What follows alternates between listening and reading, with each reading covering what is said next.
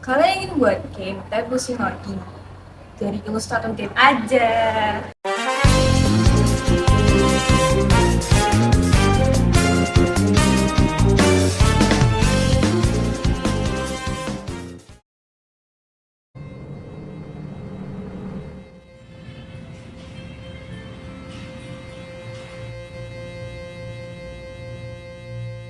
Let's get this vengeance party started!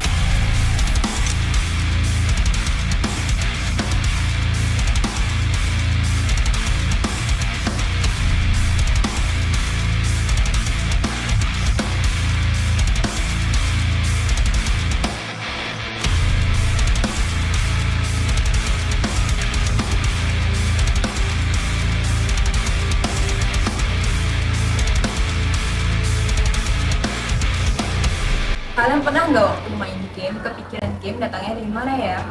Yuk kita kulik tentang Illustrator game. Kalian pasti pikir buat game itu sulit, harus pintar lagi, memiliki budget besar, dan pintar desain. Tapi emang kenyataannya gitu. Jika kalian membuat game secara otodidak, jika kalian ingin masuk ke dalam suatu company atau dikerjakan oleh suatu company, pasti kalian akan dibagi ke dalam beberapa bidang. Nah, di video ini kita akan membahas bidang yang tidak perlu ilmu coding. Perkenalkan, Game Illustrator.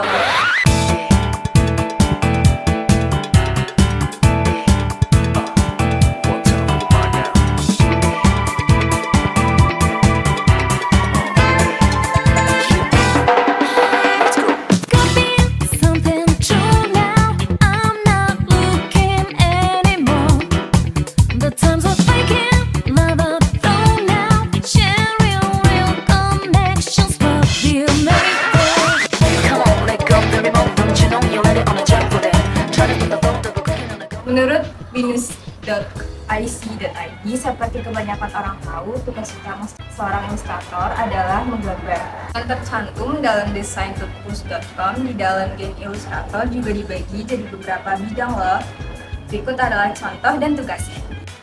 Konsep seniman. Seniman-seniman ini menyatukan bermacam-macam karya yang konseptual untuk sebuah game.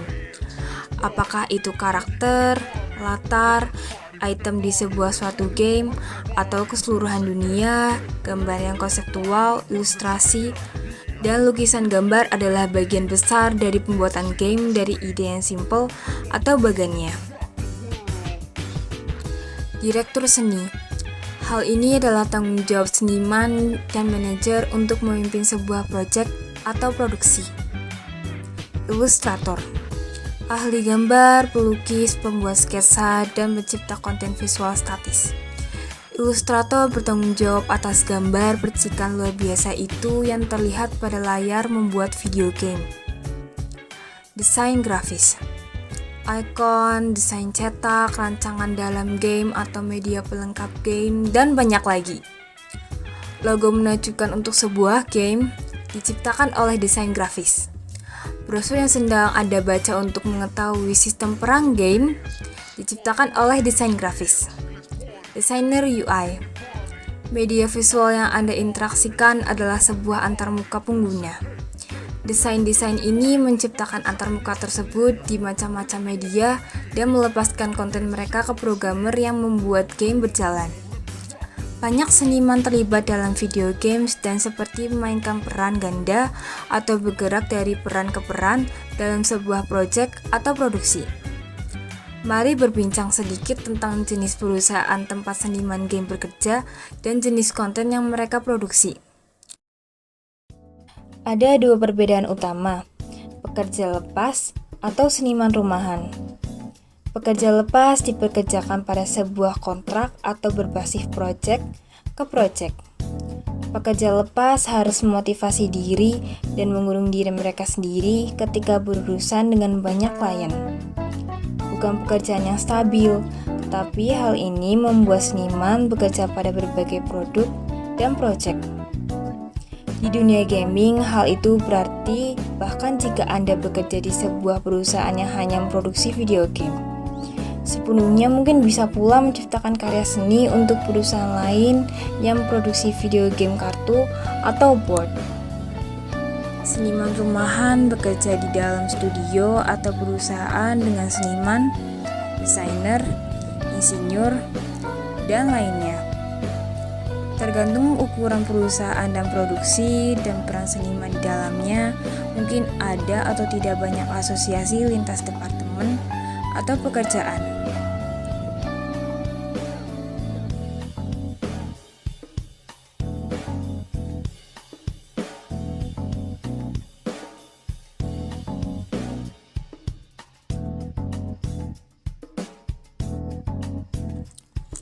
Jenis game apa yang seniman game kontribusikan? Yuk kita bahas. Video game. Ini salah satu yang besar.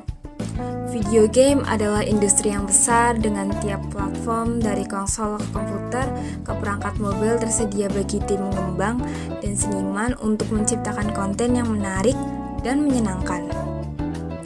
Permainan kartu dan board.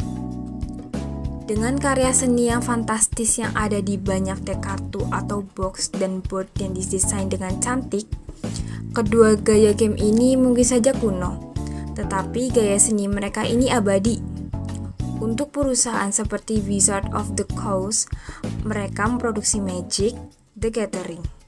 Mereka merekrut seniman lepas untuk membuat lukisan fantastis berlian itu yang muncul di tiap-tiap kartu, memberi pemain pedoman visual di permainan strategis mereka.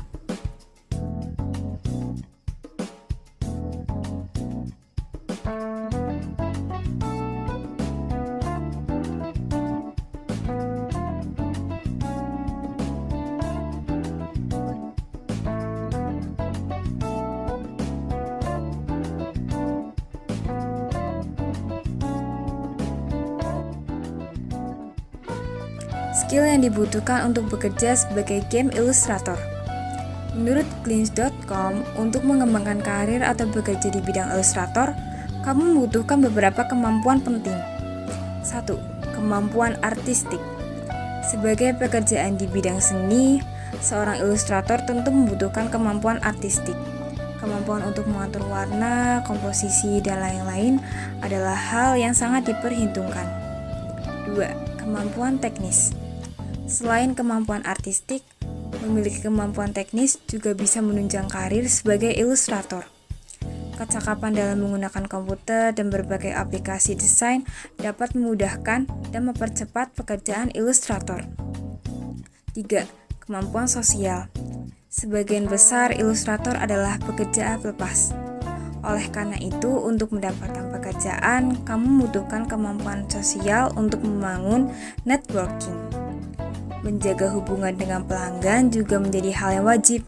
Kamu harus bisa mendengarkan kritik atau saran dari mereka.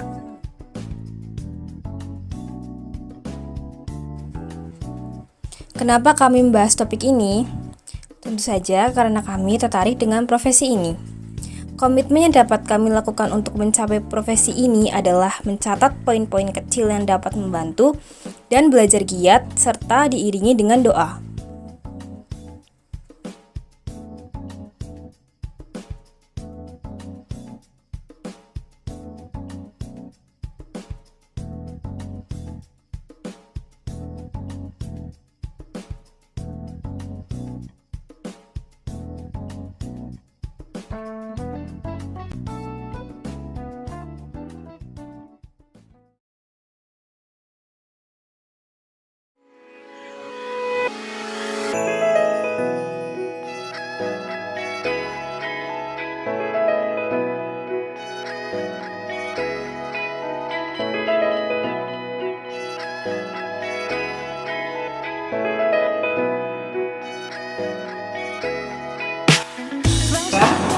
Ya Allah, jangan ketawa. Kita akan membahas bidang yang tidak perlu jangan ketawa. Abis ngapain? Kemas. Oh.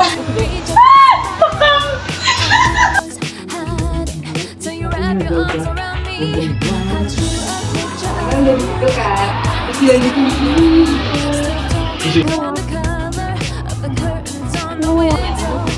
Terus oh iya, indah-indahi. Apa? Indah. Kalian berapa? Oh, Coba Kak. IC.id. Lu udah baca nggak sih? Instagram. Coba. Ini kita akan bahas di dalam video perkenalan.